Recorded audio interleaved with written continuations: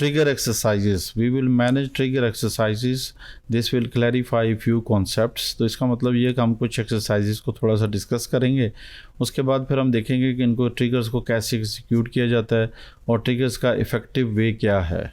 इस particular case में हम ट्रिगर की एक पहली एग्जांपल करेंगे जिसमें ऑफ डे या वीकेंड डेज़ को हम मैनेज करेंगे। फिर एक्सरसाइज में हम data entry point of view से ट्रिगर्स को किस तरीके से मैनेज किया जाता है वो उसको किया करेंगे, और फिर इसी तरह एक्सरसाइज 2-3 को मैनेज करेंगे, और फिर 5 ट्रिगर्स के बारे में कुछ कॉन्सेप्ट्स को डिस्कस करेंगे।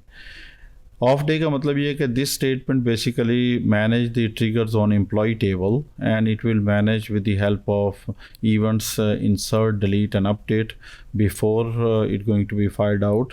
तो हम देखेंगे कि वीकेंड के ऊपर टेबल के ऊपर क्या इफेक्ट होता है, और अदर देन वीकेंड जो नॉर्मल वर्किंग डेज हैं उसमें टेबल्स के ऊपर हम कौन सा मैनेज दे सकते हैं। जैसे फॉर एग्जांपल हमारे पास एक मैसेज आता है जिसको हम कहते हैं कि हमारे पास ट्रिगर्स है, और ट्रिगर की फॉर्म में हम जब ट्रिगर को एग्जीक्यूट करना चाहें हमारे जहन में ये है कि हम एक ऐसी अपडेट स्टेटमेंट चलाना चाहते हैं, जब वो चले तो हम ये चाहते हैं कि वो वीकेंड के ऊपर हमें कोई मैसेज दे या वो किसी फॉर्म में वो अपडेट स्टेटमेंट ना चले, जबकि वीक डेज़ में टेबल के ऊपर वो चल जाए। अब इस पर्टिकुलर केस में हमें जो मैसेज आ रहा है वो ये है कि हम सिर्फ मैसेज को डिस्प्ले करना चाहते हैं क्योंकि इसके ऊपर एक ट्रिगर लगा हुआ है जो कि हमें रोक रहा है। और इस पर्टिकुलर केस में हम ये कहते हैं कि हम अगर हमारे पास नॉर्मल डेज़ हैं तो हम कोई भी एक्शन परफॉर्म कर सकते हैं, लेकिन अगर हमारे पास डे एज ए संडे आता है या सैटरडे आता है, यानी इसमें % दोनों के लिए इस्तेमाल होगी, तो फिर हम इस पर्टिकुलर केस में एक एरर को रेज़ करेंगे ताकि उसके रेज़ करने से टेबल अपडेट ना हो। तो हम चाहते हैं कि यूज़र जो है वो वीक डेज़ में टेबल को अपडेट ना करें, वीकेंड पे अपडेट ना करें, जबकि वीक डेज़ में करें, या अदर वे राउंड कोई भी इस तरह का लॉजिक आप अप्लाई कर सकते हैं। इसी तरीके से अगर हम इस चीज़ को मैनेज करने की कोशिश करें कि बिफ़ोर ई नेम या बिफ़ोर पर्टिकुलर केस में हम कोई किसी वैल्यू को अपर केस करना चाहें या साउंड एक्स फॉर्म में उसको मैनेज करना चाहें, तो हम इनको ट्रिगर में यूज़ करके उस ट्रिगर को स्टेबल को और हम चला सकते हैं और कह सकते हैं कि जी हम जब भी डाटा इसमें इंटर होगा वो अपर केस में होगा।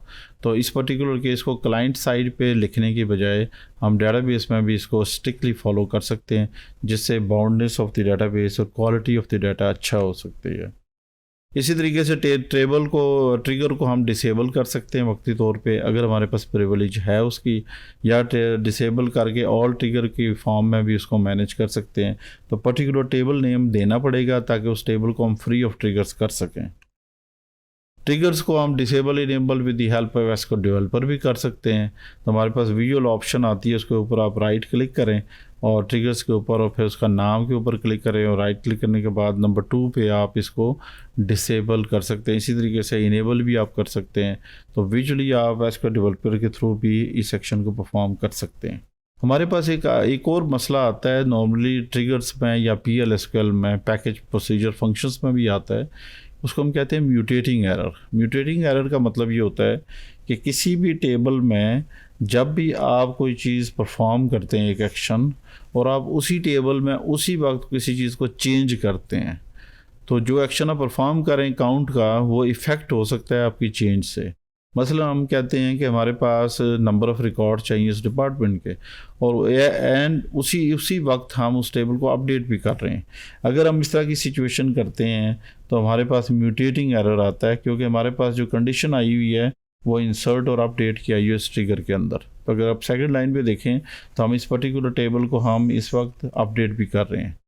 तो अगर इस तरह की सिचुएशन हो तो ये काइंड ऑफ म्यूटेटिंग एरर आता है, जिसको हमें ख़ास तरीके से हैंडल करना पड़ता है।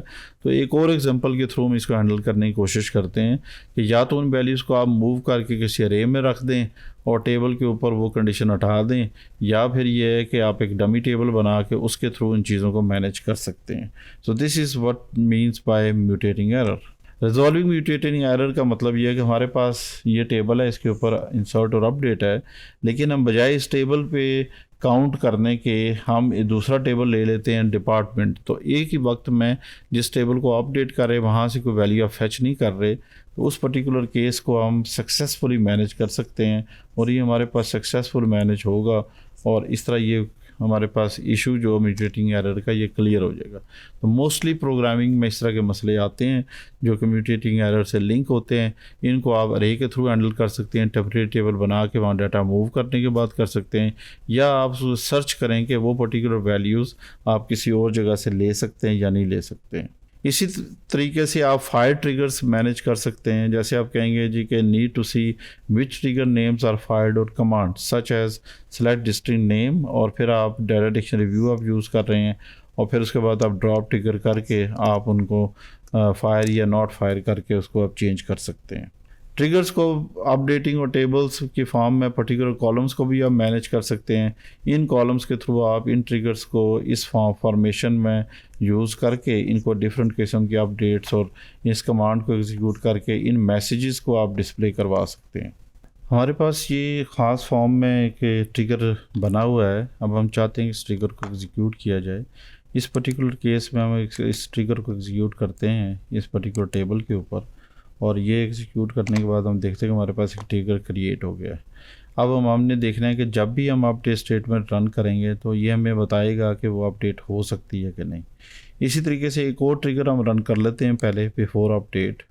ये पर्टिकुलर ट्रिगर जो है वो अपडेट पे अप्लाई होगा, और इसमें डेज़ के ऑप्शंस नहीं है, लेकिन ये आपको नंबर ऑफ रिकॉर्ड शो करेगा।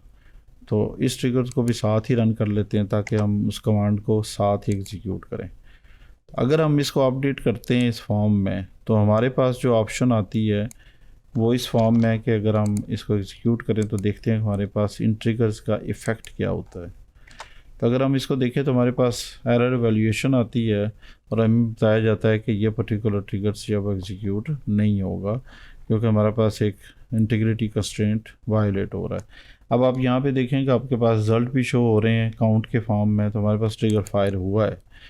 और इस पर्टिकुलर केस में अगर हम इसको रन करें तो इस दोनों फॉर्म्स को हम चला सकते हैं, और इन दोनों फॉर्म्स के चलाने का मतलब ये है कि हम इसको फर्दर कमांड के थ्रू भी इसको यूज़ कर सकते हैं। हम चाहें तो इन दोनों ट्रिगर्स को ड्रॉप भी कर सकते हैं और फिर इन कमांड्स को चला के और फर्दर रिसोर्सेज यूज़ कर सकते हैं। तो लेट्स सी कि हम इन ट्रिगर्स को क्लियर करते हैं, क्योंकि हमारे अगली एक्सरसाइज में इनके लिए कोई इफ़ेक्टिवनेस वे नहीं है। तो अगर ये हैं तो ड्रॉप हो जाएंगे, वरना ये ड्रॉप नहीं होंगे। इसी फॉर्म में हमारे पास कुछ मैसेजेस अपडेटिंग के और इंसर्टिंग के, तो अगर इनको हम चलाएंगे तो ये हमारे पास एग्जीक्यूट हो जाएगी। लेकिन इसके ऊपर अगर हम ये अपडेट स्टेटमेंट चलाते हैं, हम देखते हैं कि ट्रिगर फायर होता है या नहीं होता है। तो इस केस में जब हम इसको चलाएंगे तो हमारे पास अपडेट सेल आ गई है जो कि सबमिट की है। तो इस पर्टिकुलर केस में हमारे पास डाटा नहीं है, लेकिन यह है कि हम इसको चेंज करके अपडेट कर सकते हैं। तो अपडेटिंग की मैसेज हमारे पास आ गया, इसका मतलब है कि ट्रिगर फायर हो चुका है। इस तरीके से ट्रिगर्स को हम साउंडेक्स भी चला सकते हैं और इस केस को भी कर सकते हैं, या ट्रिगर्स को हम डिसेबल या इनेबल करके हम इनको वक्ती तौर पे काम में नहीं लाएंगे। और this is how we can manage the triggers by executing with the help of update या DML कमांड्स।